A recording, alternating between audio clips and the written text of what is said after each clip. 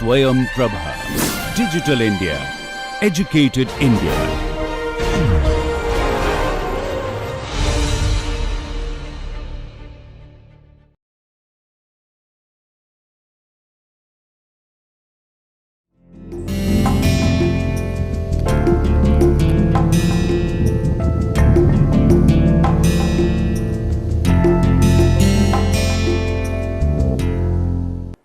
Welcome to the lecture 20 of the course on time series modeling and forecasting. We discussed about the two approaches for analyzing a time series, the time domain analysis and frequency domain analysis. We also discussed that both the approaches have same kind of information about the time series yt.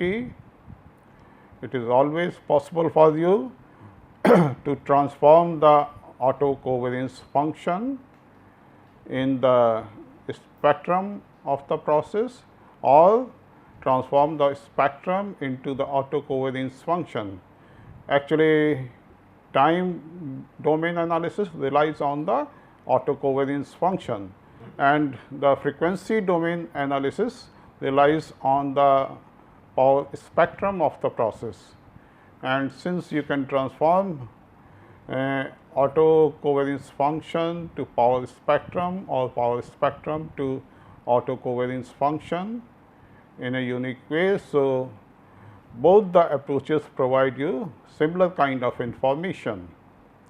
You may also consider power spectrum as an autocovariance generating function, because any autocovariance can be generated or can be obtained by using the power spectrum.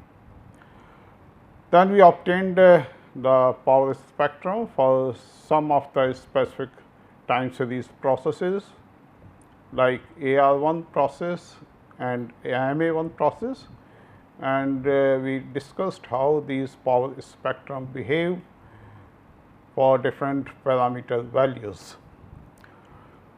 Now, in this talk we consider the spectrum of filtered processes.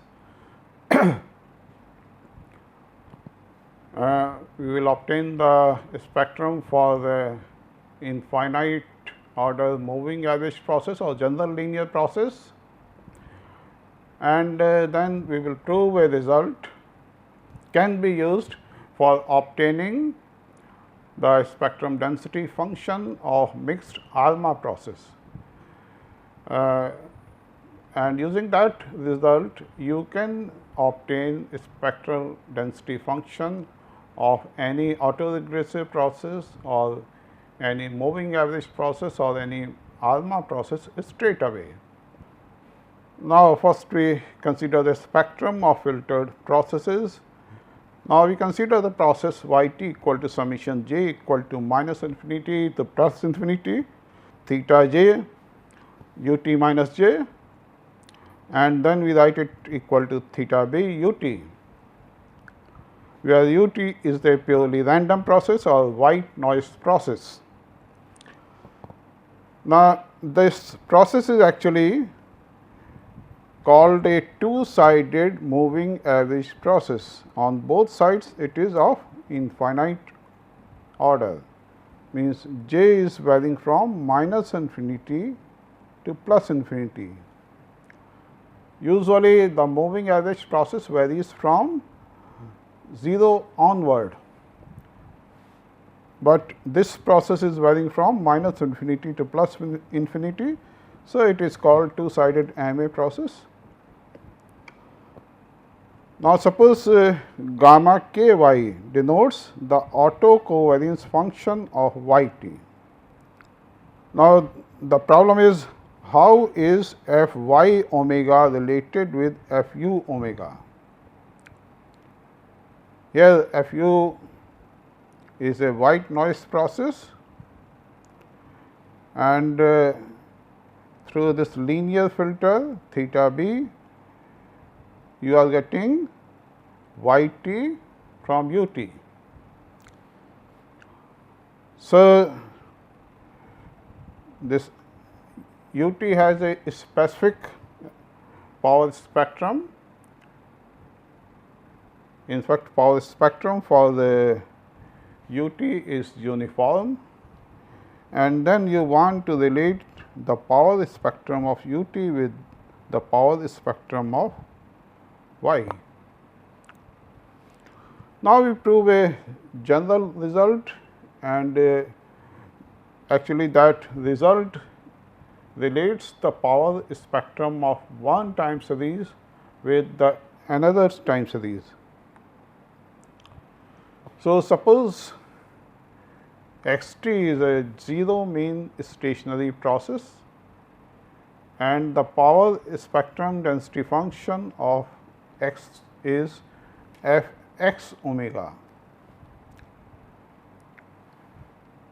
and then y t is another process which is related with x t with this relation, means y t is equal to summation j equal to minus infinity to plus infinity theta j x t minus j.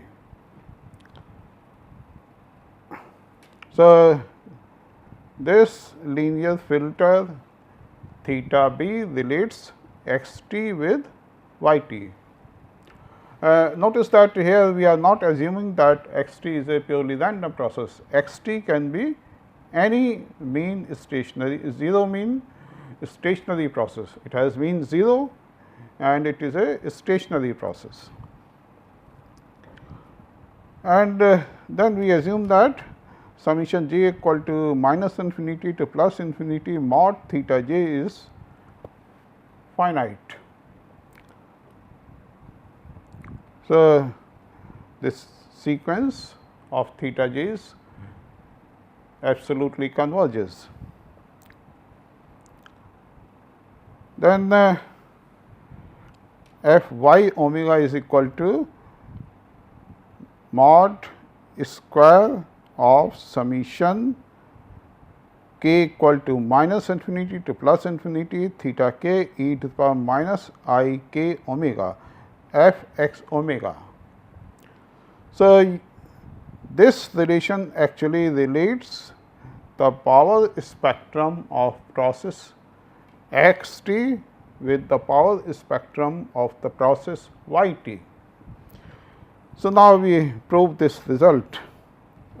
Now, the auto covariance function of y t, say gamma k y, can be written as gamma k y equal to expectation of y t minus k. Then we write y t equal to summation j equal to minus infinity to plus infinity theta j x t minus j, and then we write y t minus k equal to summation say L equal to minus infinity to plus infinity theta L x t minus k minus L, and we take expectation of product of these two terms to get the ACVF of y t. Then we take the expectation inside. So, you can write the above expression as summation over j, summation over L, range of both are from minus infinity to plus infinity, theta j, theta L, expectation of x t minus j, x t minus k minus L. Now, this expectation actually gives you the auto covariance function of the process x t. So, this expectation is actually equal to gamma x, and what is the lag? T minus j minus t minus k minus L. So, this is actually equal to gamma x, and then you get k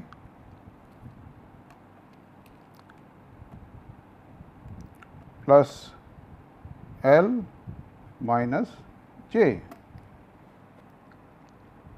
So, you write it as summation j L equal to minus infinity to plus infinity theta j theta L gamma k plus L minus j x. Now, the power spectrum density function of y is f y omega equal to 1 upon 2 pi summation k equal to minus infinity to plus infinity e to the power minus I k omega gamma k y. Means using this transformation, you get the power spectrum of y when you have the autocovariances of y. So, this relation relates the autocovariance of y with the power spectrum of y. Then here we substitute the value of gamma k y from the previous relation. You have gamma k y equal to summation j L theta j theta L gamma k plus L minus j x. So, we use this relation and substitute the value of gamma k y here. So, you get 1 upon 2 pi summation k equal to minus infinity to plus infinity e to the power minus I k omega, and then we have gamma k y equal to summation over j L theta j theta L gamma k plus L minus j x. So, this is the autocovariance function of x, process x.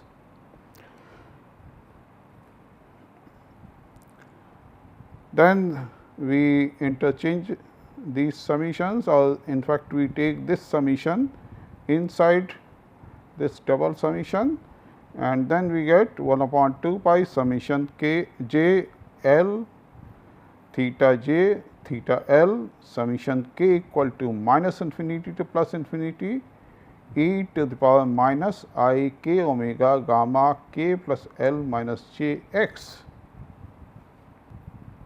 So, we get this relation. Now, suppose k dash is equal to k plus L minus j, or k is equal to k dash minus L plus j. So, when you write k dash equal to k plus L minus j, the above expression becomes f y omega equal to summation j summation L theta j theta L e to the power minus I j minus L omega. In fact, here you are writing k equal to k dash minus L plus j. So, what you get? E to the power minus I k dash minus L plus j omega. So, you write it as e to the power minus I j minus L omega into e to the power minus I k dash omega. And since this term e to the power minus I j minus L omega does not involve k dash, so you can take this term outside the summation over k dash. So, we write e to the power minus I j minus L omega here, and then you have 1 upon 2 pi summation k dash equal to minus infinity to plus infinity Obviously, the range of k dash is also from minus infinity to plus infinity. Then inside this summation you obtain e to the power minus I k dash omega gamma k dash x. Now, this term actually gives you the power spectrum of the process x t, which is f x omega.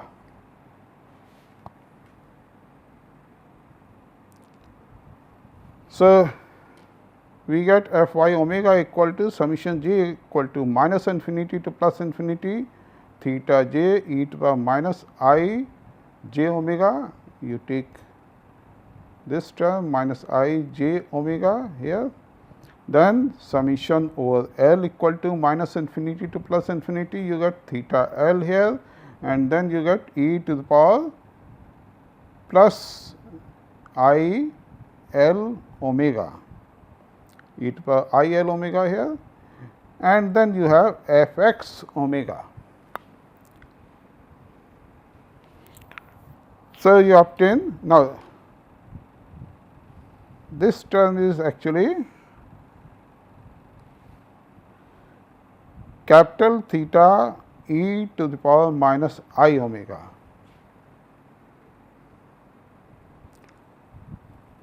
So, in the expression for theta b, you just replace b by e to the power minus I omega.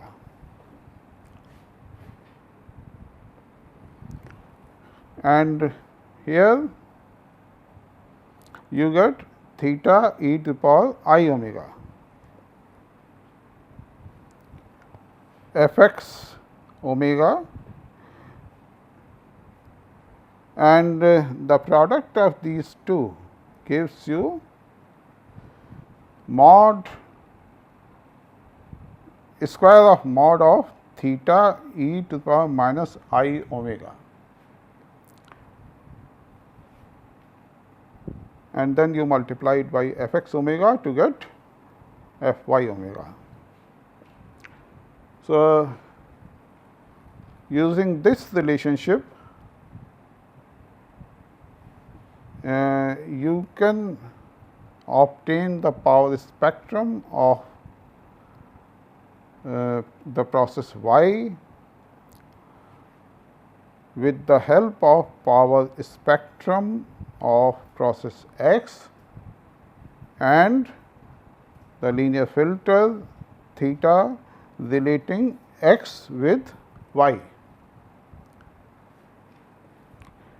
Now, here if you take the time series x t equal to the purely random process u t, then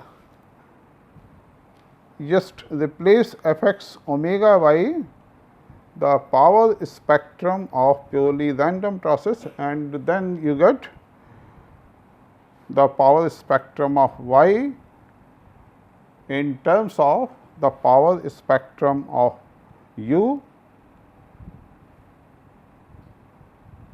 So, basically for purely random process, your f u omega is equal to 1 upon 2 pi, that is sigma square u upon 2 pi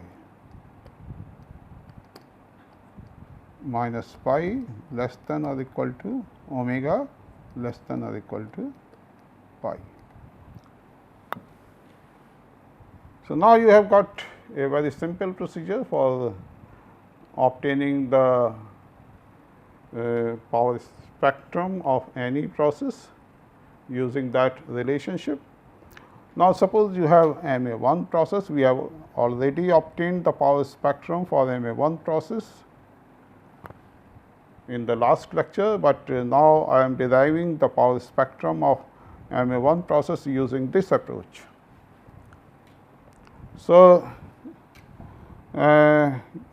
theta b for MA1 process is 1 plus theta b, and then you have to obtain mod theta e to the power minus I omega square, or 1 plus theta e to the power minus I omega into 1 plus theta e to the power I omega. You can directly obtain this expression, or you just multiply these two and obtain this expression.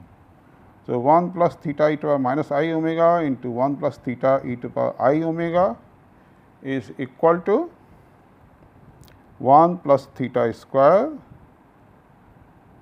You get 1 here, and if you multiply this term with this term, you get theta square, and then you have the cross product term theta e to the power minus I omega plus theta, you can take theta common, so plus e to the power I omega, and this term is equal to 2 theta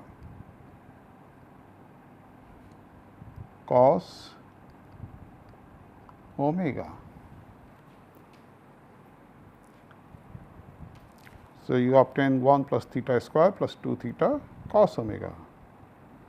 So, f y omega is equal to 1 plus theta square plus 2 theta cos omega f u omega, and f u omega is equal to sigma square u upon 2 pi. So, this is the final expression for the power spectrum of MA1 process.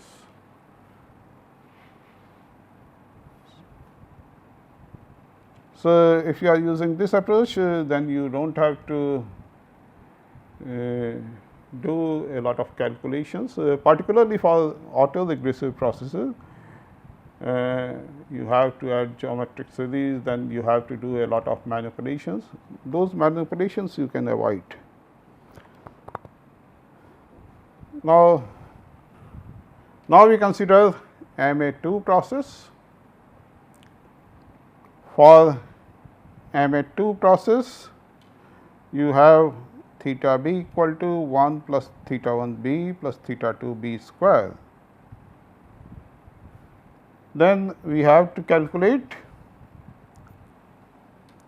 mod of theta e to the power minus I omega whole square.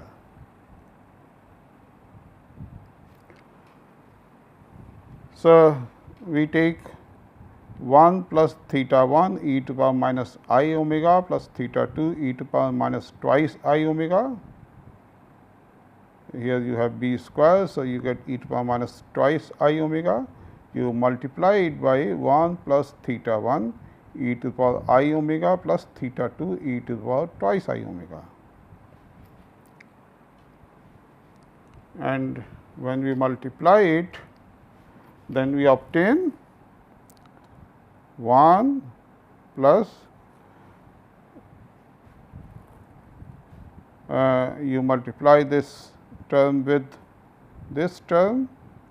So, you get theta 1 square, then we multiply theta 2 e to the power minus 2 I omega with theta 2 e to the power 2 I omega, you get theta 2 square. Then we multiply theta 1 e to the power minus I omega with 1, and we multiply this theta 1 e to the power I omega with this one. So, you get theta 1 e to the power minus I omega plus e to the power I omega. Then we get theta 2, we multiply this term with 1. So, we obtain e to the power minus twice I omega plus e to the power twice I omega, and then we get terms having theta 1 theta 2 in the product, say theta 1 theta 2 and theta 1 theta 2. So, you obtain theta 1, theta 2, e to the power minus twice I omega into e to the power I omega gives you e to the power minus I omega plus, and then you obtain, you multiply this term with this term. So, you get e to the power I omega.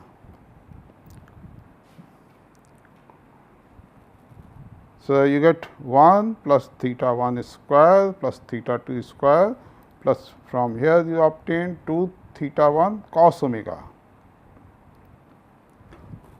plus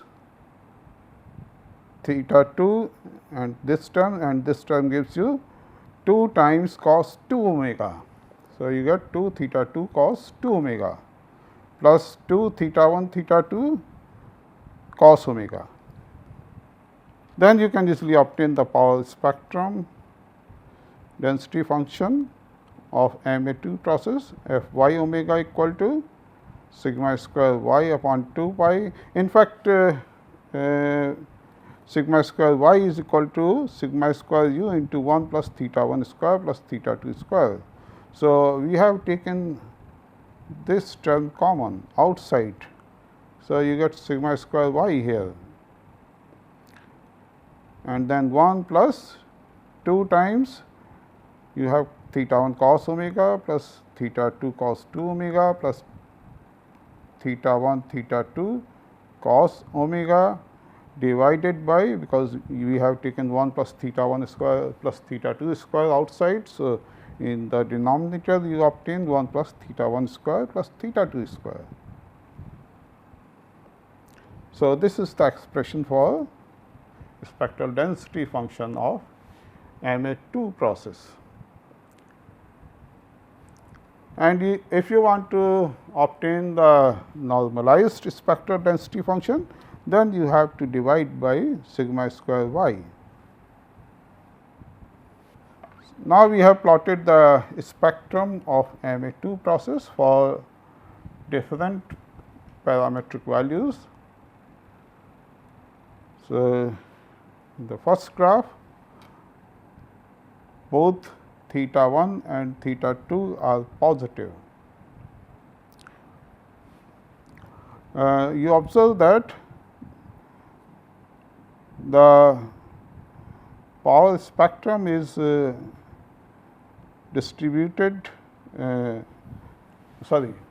power spectrum is high or more concentrated towards the low frequencies,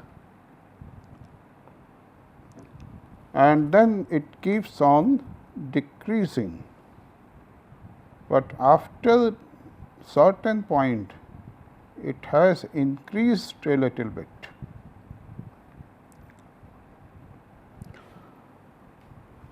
Now, in this graph, when theta 1 is negative, theta 2 is positive, the power is more concentrated around high frequencies, and with decreasing frequencies it keeps on decreasing. Again it reaches its minimum and then it has increased a little bit.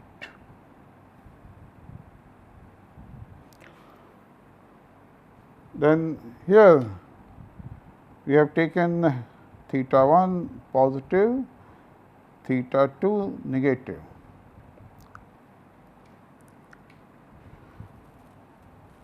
Now, the power spectrum is again more concentrated towards low frequencies, but it keeps on increasing up to some extent, reaches its maximum here, and then it starts decreasing. So, the maximum concentration is somewhere in between here. For theta 1 equal to minus 0.6 means when theta 1 is negative and theta 2 is also negative. Then the power spectrum is concentrated towards higher frequencies, but its maximum concentration is somewhere here, and towards the right hand side and towards the left hand side of this frequency it keeps on decreasing.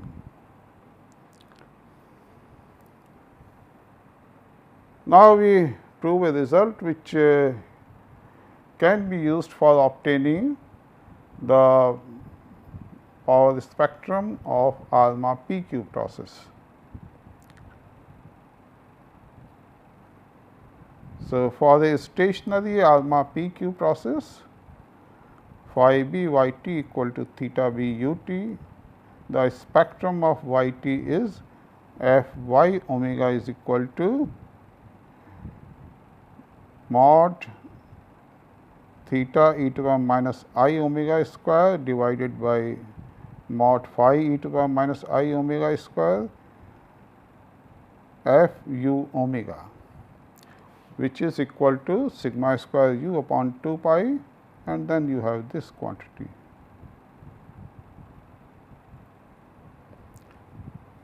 You can also write it as sigma square u upon 2 pi theta e to the power minus I omega theta e to the power I omega divided by phi e to the power minus I omega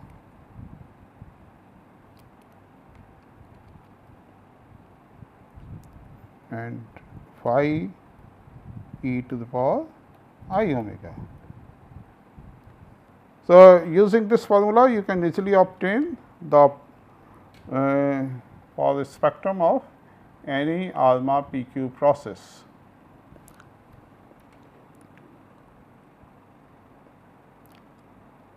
So, this formula can be easily used for ALMA 1-1 process or ALMA 1-2 process or even for AR1 process.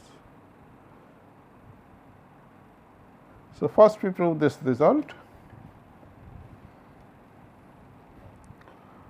Now, since the process is a stationary process, roots of phi b lie outside the unit circle.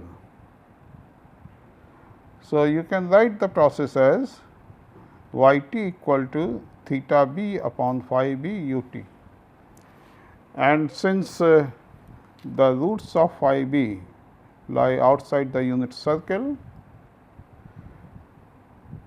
you can write this entire operator as psi b u t,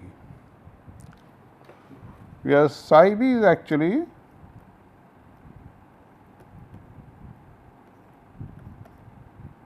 summation j equal to minus infinity to plus infinity, say psi j b to the power j. Now, psi b is equal to theta b upon phi b is an absolutely convergent polynomial in B. So, you can write f y omega equal to psi e to the power minus I omega mod of this square f u omega, which is equal to sigma square u upon 2 pi theta e to the power minus I omega mod square and theta phi e to the power minus I omega mod of this square.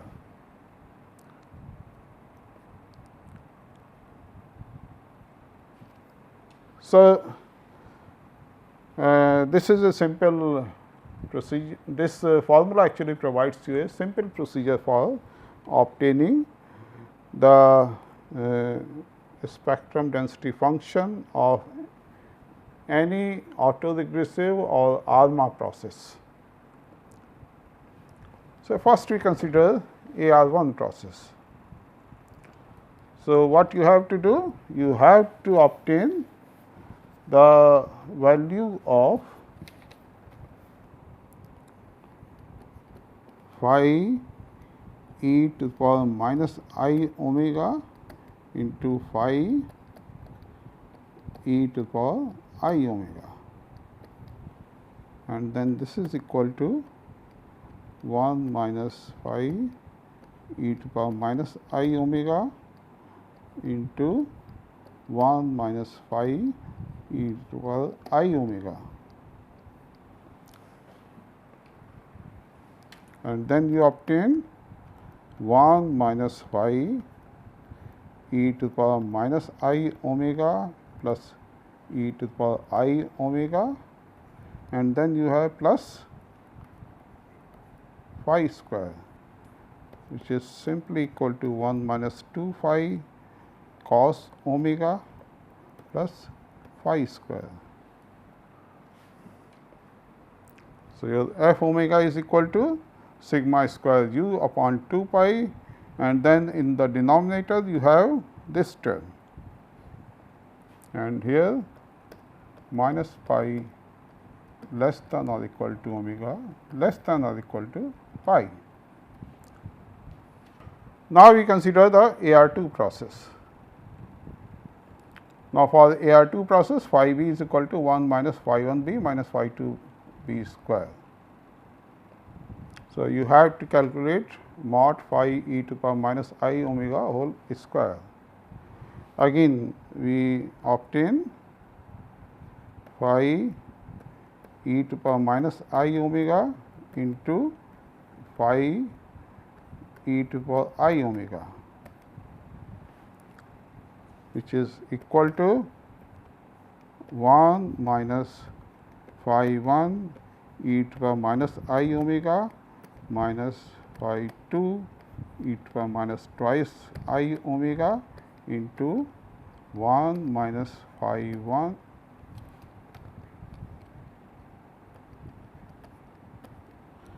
e to the power I omega minus phi 2 e to the power twice I omega, and then you multiply these two terms. So, what you get? 1 minus, then you have phi 1 e to the power minus I omega and phi 1 e to the power I omega. So, minus phi 1 2 times cos omega. Then you have one term phi 2 e to the power minus twice I omega and minus phi 2 e to the power twice I omega. So, you get minus 2 phi 2 cos 2 omega, and then you have cross product terms. So, you have phi 1 phi 2 terms, means phi 1 phi 2 e to the power minus I omega and phi 1 phi 2 e to the power I omega. So, you get 2 times phi 1 phi 2 cos omega, and then you can easily obtain this expression for the spectrum density function, this expression. Now, we plot the spectrum of AR2 process. So, in the first plot, phi 1 is equal to 0.6 and phi 2 is equal to 0.3. So, you observe that most of the concentration of our spectrum is towards the low frequencies.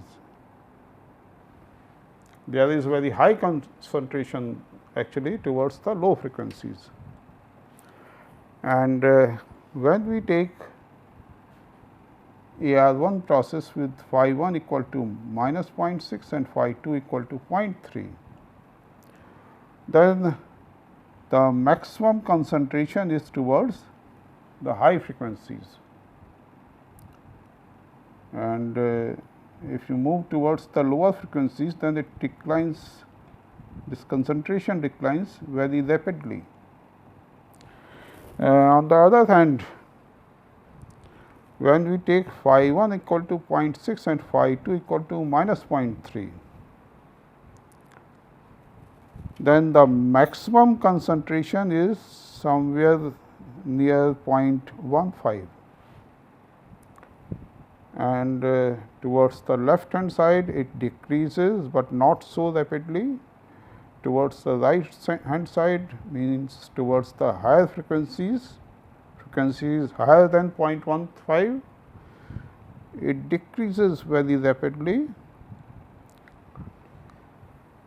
And then when both the parameters are negative, means phi 1 is equal to minus 0.6 and phi 2 is minus 0.3, then the maximum concentration is somewhere around 0.35. In fact, if you look at these two graphs, you can see that this graph has reverted. So, the maximum concentration is around 0.35. Towards the higher frequencies it decreases, but not so rapidly. Towards the lower frequencies it decreases more rapidly, and lower frequencies do not have much concentration of a spectrum. Okay, now we consider ARMA 1 process. Phi b y t is equal to theta b u t. So, phi b is equal to 1 minus small phi b, theta b is 1 plus small theta b. Again we calculate theta e to the power minus I omega mod of this square divided by phi e to the minus I omega mod of this square. So, again for obtaining the mod, we obtain theta e to the power minus I omega into theta e to the, and then theta e to the power I omega. So, this is equal to 1 plus theta e to the power minus I omega, 1 plus theta e to the power I omega, and then you can easily obtain the value of this product, just like that for the MA1 process. So, in the numerator you obtain 1 plus theta square plus twice theta cos omega. Similarly, for the denominator also you obtain phi e to the power minus I omega into phi e to the power I omega equal to 1 minus phi e to the power minus I omega into 1 minus phi e to the power I omega. Again you can easily obtain this product, and in the denominator you get 1 plus phi square minus twice phi cos omega. So, finally, the power spectrum density function for ARMA 1 process is of this form. Then we have plotted the spectrum of ARMA 1 process for different values of phi and theta. We have taken phi equal to plus minus 0.6 and theta equal to plus minus 0.8. So, when phi is 0.6, theta is 0.8, you look at the power spectrum, it is mostly concentrated towards the lower frequencies. Now, remember one thing, when you take AR1 process with phi positive, the spectrum is concentrated towards the lower frequencies.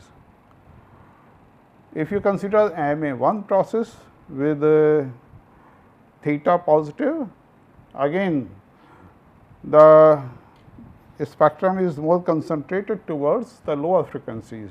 So, if you consider ALMA 1 process with both theta and phi positive, then this is what you expect. The spectrum is concentrated towards the lower frequencies. Now, suppose you take ALMA 1 process with phi equal to minus 0.6 negative and theta equal to 0.8 positive.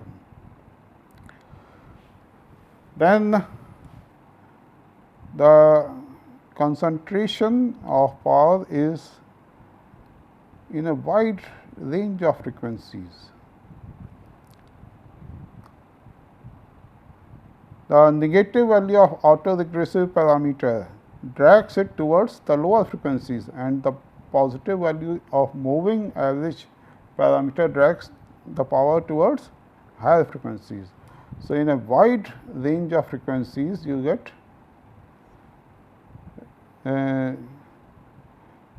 concentration of power spectrum, and then it decreases. If you take phi positive and theta negative, again there is very low concentration towards the low frequencies, but it starts increasing very rapidly, and then there is high concentration in a long range. Again the region is the same. Moving average parameter is negative. So, dragging the power spectrum towards the higher frequencies, and autoregressive parameter is positive, dragging the power spectrum towards the lower frequencies. So, you get this kind of figure, but when both the parameters are negative, then the situation is very clear. Most of the concentration is towards the higher frequencies. Then we consider ALMA 2 process, phi b y t equal to theta b u t. Again, to obtain the power spectrum, we use the same approach. We obtain phi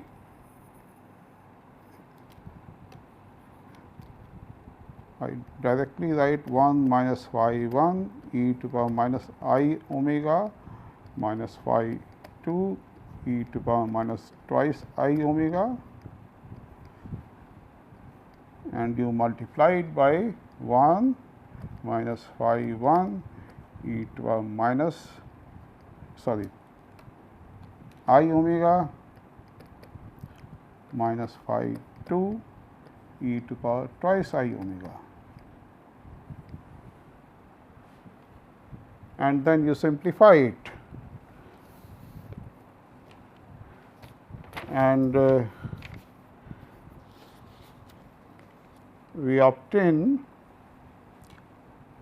1 plus phi 1 square plus phi 2 square minus twice phi 1 cos omega minus twice phi 2 cos 2 omega, and then you have terms involving phi 1 phi 2. So, plus phi 1 phi 2, you get 2 times cos omega.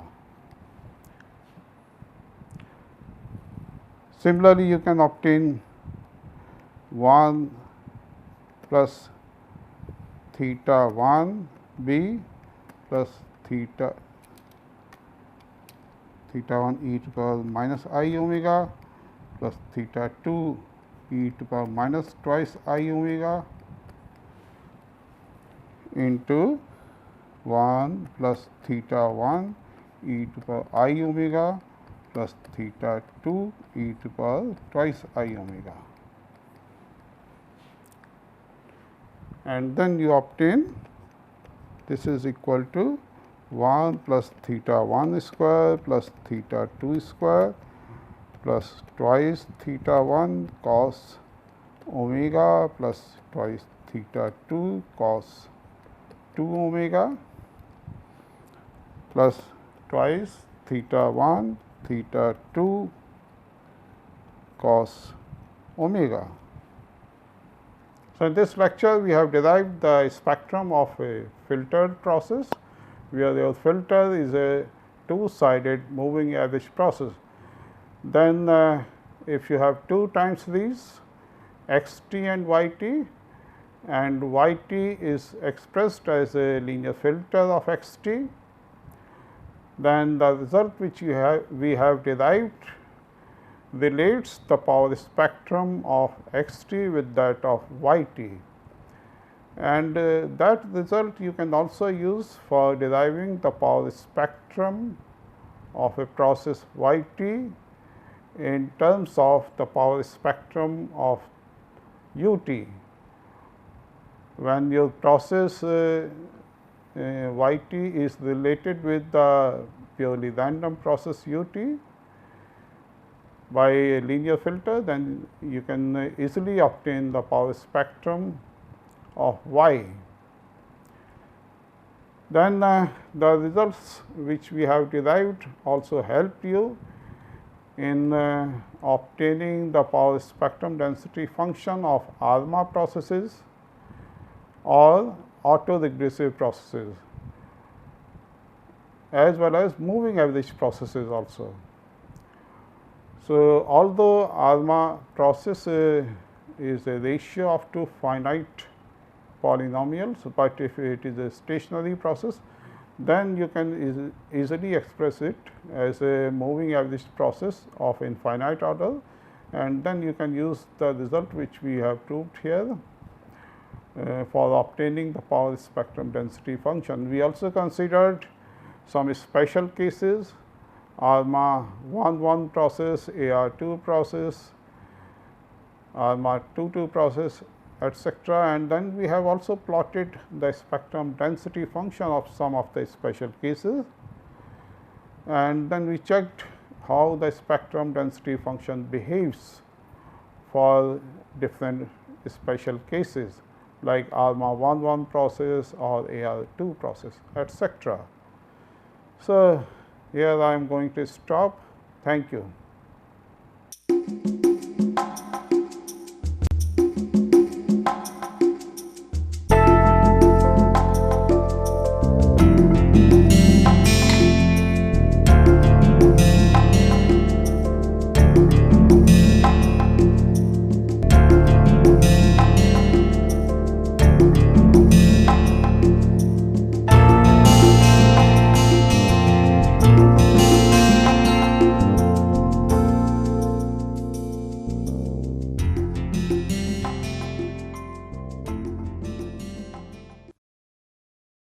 Hello everybody, welcome back, and here I am to give a preview, very short obviously, in the area of what we mean by operation research and optimizations. So, we know operation research and optimization is used generally where you have some resources and you want to utilize them in the best possible way considering what your main objective is.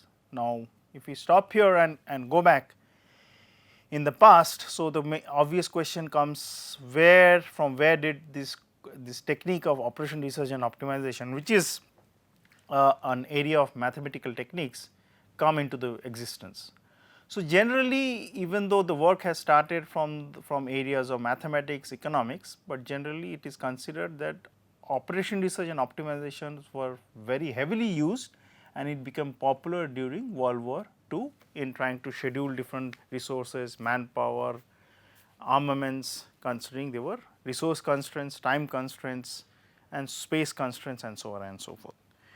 Now, for the general public, it should be aware that we consider from the academic point of view, there are different people, very famous people who have worked, but George Danzig is considered the father who really proposed the technique of linear programming as a very nice tool where you can use operation research techniques in order to optimize the resources which are there depending on different constraints which you have. And after that things have really moved very fast. They have been developing throughout the world, they have been usage, they are different type of societies, so on and so forth.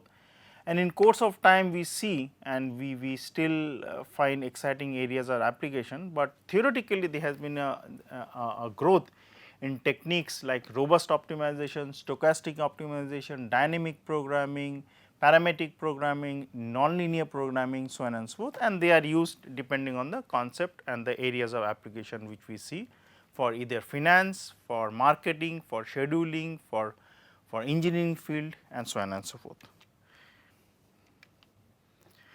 Now, application of OR and optimization, if somebody asks, is a very difficult question to answer, because if I start now, it will almost take about 1 hour to give you all the areas of application of optimization operation research are. But to keep it very brief, considering that you are all ready and eager to take that as a subject, I will just highlight the areas of applications, some of which are in scheduling, in assignment problem, in facility location, like you want to build up a factory, you want to build up some storehouse, so on and so forth.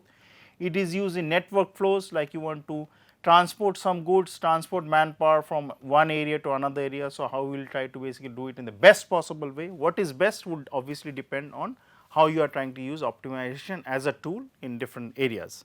It can be used, operation research and optimization can be used in health services, in financial portfolio management, asset liability management, game theory, and so on and so forth.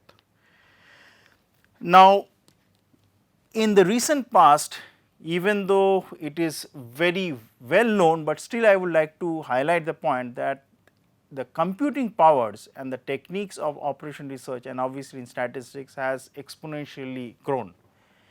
And with very sophisticated programming being available, like we know that there is MATLAB, there is R, there is SAS, which are different type of optimization tools.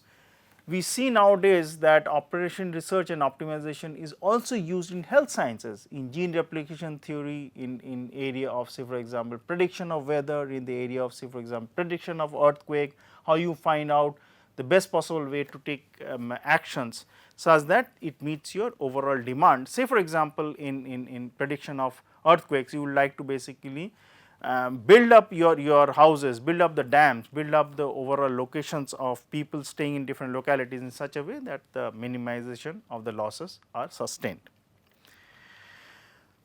Furthermore, after the advent of computing and advent of different techniques, we see many meta heuristic and heuristic techniques are very heavily used in parlance of operation research and optimization by joining them together such that you get the best benefit. So, if the question arises what are the meta heuristic techniques, I would again be very brief, because again there is a huge amount of literature, huge amount of application areas, huge amount of research which are being done in the area of genetic algorithm, taboo search, ant colony optimization, simulated annealing, then in the area of particle swarm optimization, in the area of artificial immune system, and so on and so forth. In the coming years, it is thought, and definitely with some positive viewpoint, that the area of multi-criteria decision making and multi-objective programming, where you use different type of tools and use the different advancement of optimization which has been made in such a way that you can basically optimize two different objective functions which are there in front of you, such that either if considering the area of finance, you can either maximize your return for the portfolio or minimize the risk also, or say for example you want to basically have a layout such that minimization of cost is one factor and the maximization of say for example benefit which accrues to different type of users in this overall layout can be attained at the same time. So, obviously it means that what we are seeing is a huge application of optimization along with different type of computing and heuristic techniques, such that in years to come this area of optimization would become one of the best tools where you accrue and get the benefits in the best possible way. And I am sure that the students or the participants who will take this course will find it an exciting add on to their CVs and to their curriculum vitae, such that they can understand the techniques, how they can be used in the best possible practical sense. Thank you.